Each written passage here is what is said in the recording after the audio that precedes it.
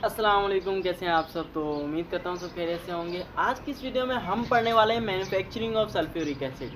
तो ये जितनी तस्वीर आपको हार्ड लग रही है ना, तो मैं इतने ही आसान तरीके से आपको समझाऊंगा। और इस लेक्चर के बाद आप तस्वीर भी खुद बनाएंगे, ठीक है, पिक्चर भी खुद ड्रा करेंगे, और तो और मैन्युफैक्चरिंग प्रोसेस भी पूरा का पूरा खुद लिखेंगे और आपको याद करने की भी ज़रूरत नहीं पड़ेगी। तो स्टार्ट कर लेते हैं।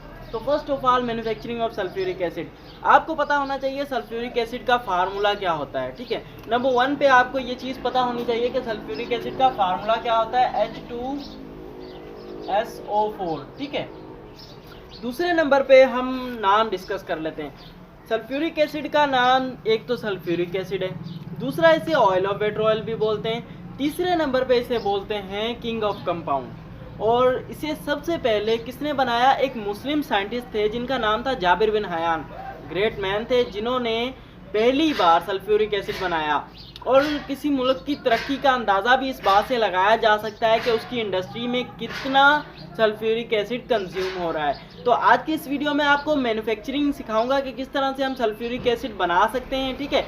और नंबर 1 पे सल्फ्यूरिक एसिड मैन्युफैक्चरिंग प्रोसेस जो है, ये कौन सा प्रोसेस है, ये कॉन्टैक्ट प्रोसेस है। लेकिन जाबिर बिन हयान ने किसी और प्रोसेस से बनाया था, उसका नाम कॉन्टैक्ट प्रोसेस नहीं था, तब ये सारे बर्नर नहीं थे, उन्होंने एक मैनुअल तरीके से बनाया था, ठीक है। लेकिन आजकल ये इंडस्ट्रीज में बन रहा है और डिजिटल वे में बन रहा है। तो first of all manufacturing of sulphuric acid आपको समझ में आ गई, ये कॉन्टैक्ट प्रोसेस है। अब दूसरे नंबर पे हमें ये बनाने के लिए कौन सी चीज़ें रिक्वायर्ड होंगी, ठीक है, कौन सा रॉ मटेरियल रिक्वायर्ड होगा। जिस तरह से चाय बनाने के लिए हमें शुगर, मिल्क और जो भी सामान होता है बीच में डलता है वो चाहिए होता है, इसी तरह से हमें सल्फ्यूरिक एसिड मैन्युफैक्चरिंग के लिए कुछ यानी कि चीज़ें रिक्वायर्ड होती है, थिंग्स रिक्वायर्ड होती हैं। तो कौन कौन सी होती है, नंबर 1 पे सल्फ्यूरिक एसिड के फार्मूले से देख लेते हैं। नंबर 1 हमें हाइड्रोजन चाहिए होगा, दूसरे नंबर पे हमें सल्फर चाहिए होगा, तीसरे नंबर पे हमें ऑक्सीजन चाहिए होगा। अब 3 चीज़ें चाहिए। अब ये 3 चीज़ें हमें हवा में भटकती हुई तो नहीं मिलेंगी, जाहिर सी बात है किसी ना किसी कंपाउंड में ये अटैच होंगी, उसमें से हमें इसे निकालना पड़ेगा। तो किस तरह से, पहले में आप ये लिख लीजिए, यहाँ पर लिख लीजिए रॉ मटेरियल। मैं ये मिटा दूंगा ताकि सारा कुछ साथ साथ होता रहे और पिक्चर भी साथ साथ डिफाइन होती जाए। तो रॉ मटेरियल में हमें कौन कौन सी चीज़ें चाहिए, हाइड्रोजन, सल्फर और ऑक्सीजन। ये चीज़ें हमें कहाँ से मिलेगी, हमें पता है कि जो एयर है हमें O2, जो ऑक्सीजन चाहिए वो हमें मिल जाएगी एयर से, ठीक है। दूसरे नंबर पे हमें पता है कि जो एयर मिल जाएगी ऑक्सीजन से, और जो H2 है वो हमें मिल जाएगा वाटर से, यानी कि H2O से मिल जाएगा H2, ठीक है। और उसके बाद हमें तीसरे नंबर पे सल्फर चाहिए। यहाँ तो सल्फर हमारे पास अकेला हो, ठीक है। अगर अकेला नहीं है तो फिर हम क्या करेंगे, आयरन पायराइड से सल्फर को एक्सट्रैक्ट करेंगे, ठीक है। आयरन पायराइड यानी कि FeS2। तो इसमें से हम क्या है, सल्फर को एक्सट्रैक्ट करेंगे। और एक और चीज़ चाहिए, कैटलिस्ट।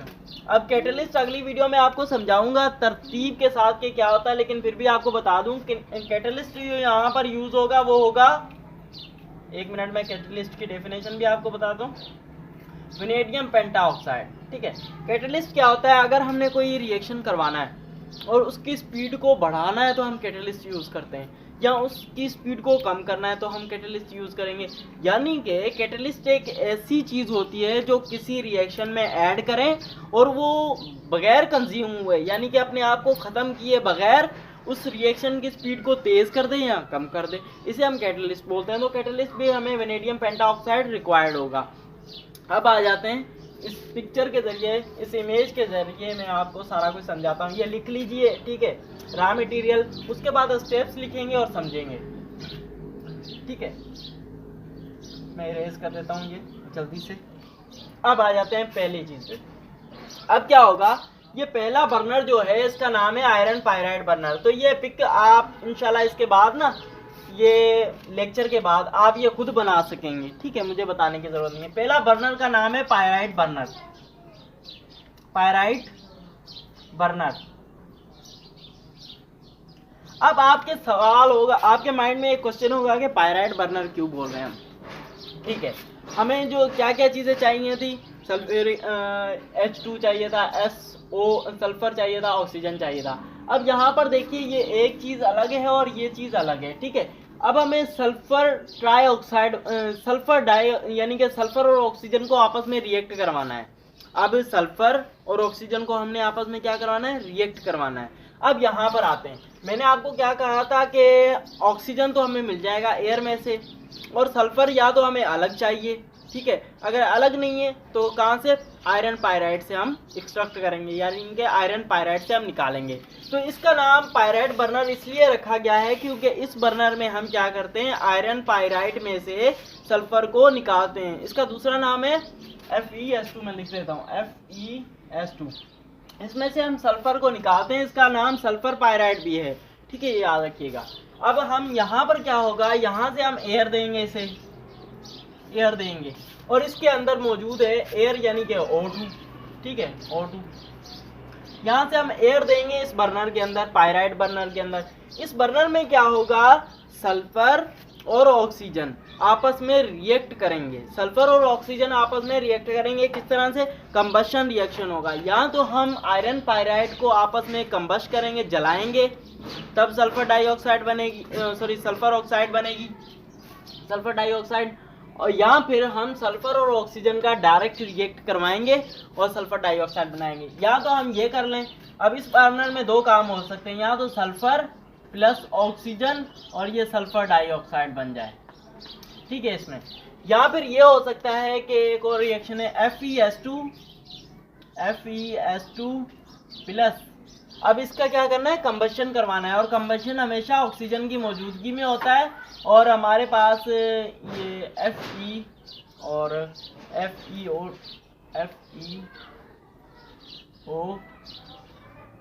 हाँ Fe2O3 और प्लस यहाँ से 8 सल्फर डाइऑक्साइड। तो ये 8 मिटा देता हूँ यहाँ से। तो यहाँ दो काम हो सकते हैं यहाँ पर, या तो सल्फर डाइऑक्साइड इस तरह बन जाए या फिर इस तरह बन जाए। तो आप कोई भी एक लिख दीजिए।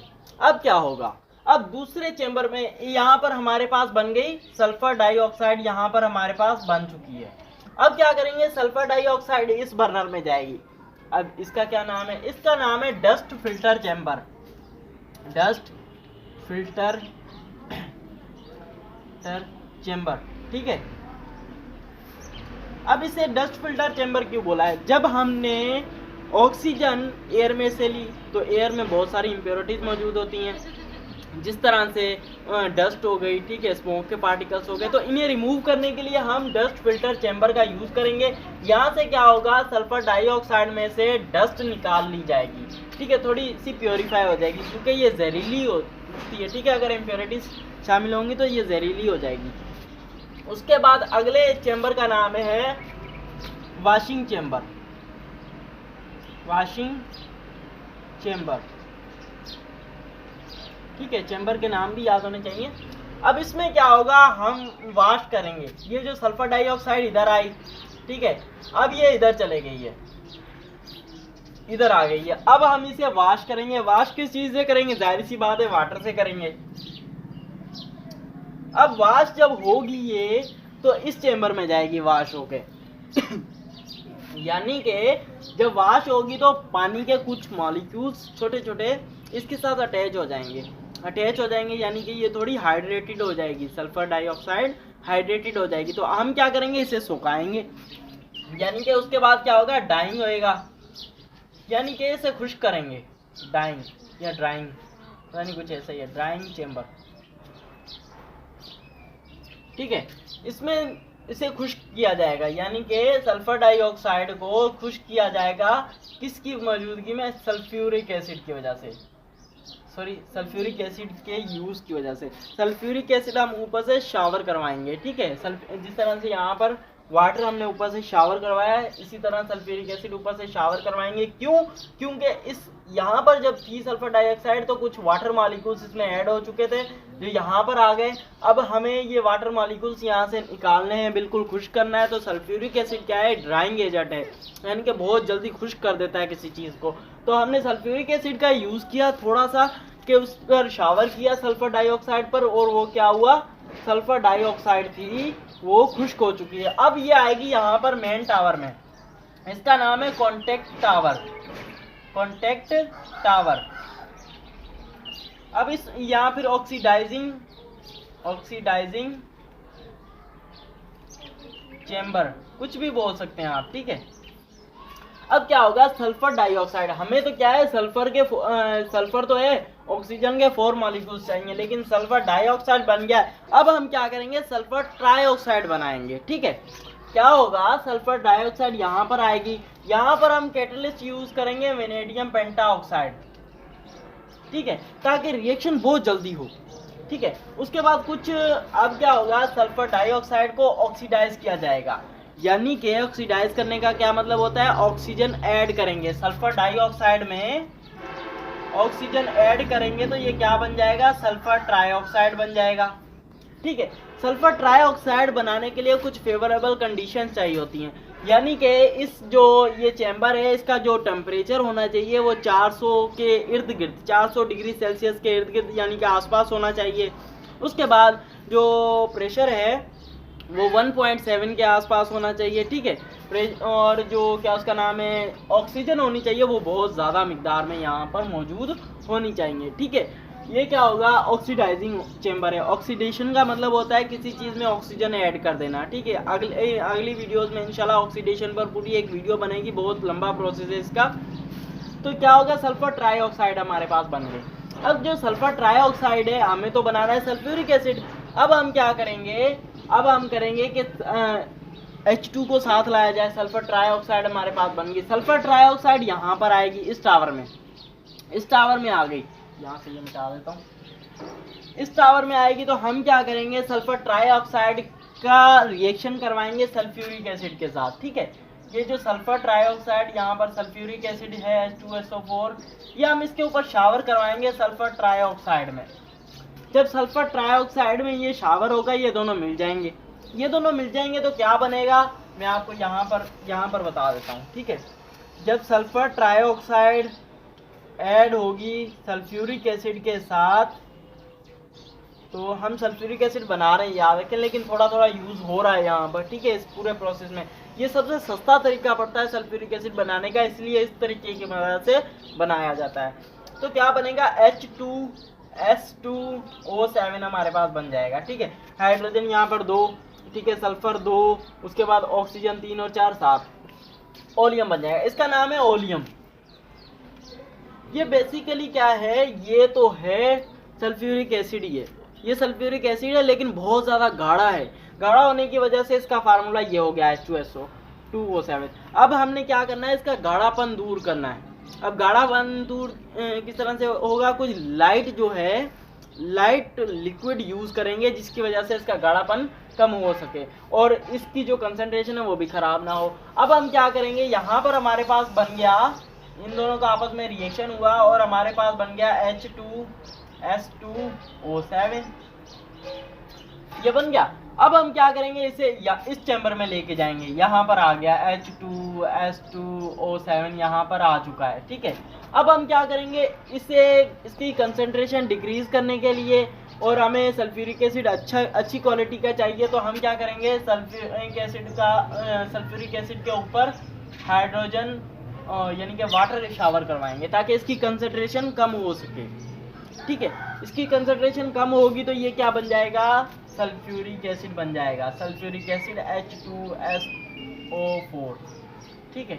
इन दोनों का आपस में रिएक्शन होगा, ठीक है, मैं करके दिखा देता हूँ यहाँ पर। तो H2SO7 का रिएक्शन होगा H2O के साथ, तो ये बन जाएगा हमारे पास H2SO4। कुछ बाय प्रोडक्ट बनेंगी, उसका पता नहीं क्या करेंगे, वापस रिएक्शन में कुछ करेंगे तो कर सकते हैं। तो यहाँ पर हमारे पास निकल के आ जाएगा H2SO4 सल्फ्यूरिक एसिड। तो ये था एक प्रोसेस जिसका नाम है कॉन्टैक्ट प्रोसेस, जिसके ज़रिए हम किंग ऑफ कंपाउंड यानी कि पूरे कंपाउंड से उनका बादशाह, ठीक है, बादशाह बना सकते हैं, ऑयल ऑफ पेट्रोल बना सकते हैं, या फिर सल्फ्यूरिक एसिड बना सकते हैं, या H2SO4 बना सकते हैं इस प्रोसेस के ज़रिए। तो उम्मीद करता हूँ वीडियो अच्छी लगी है तो लाइक और सब्सक्राइब कर दीजिए। मिलते हैं इंशाल्लाह नेक्स्ट वीडियो में, तब तक के लिए अल्लाह हाफिज़।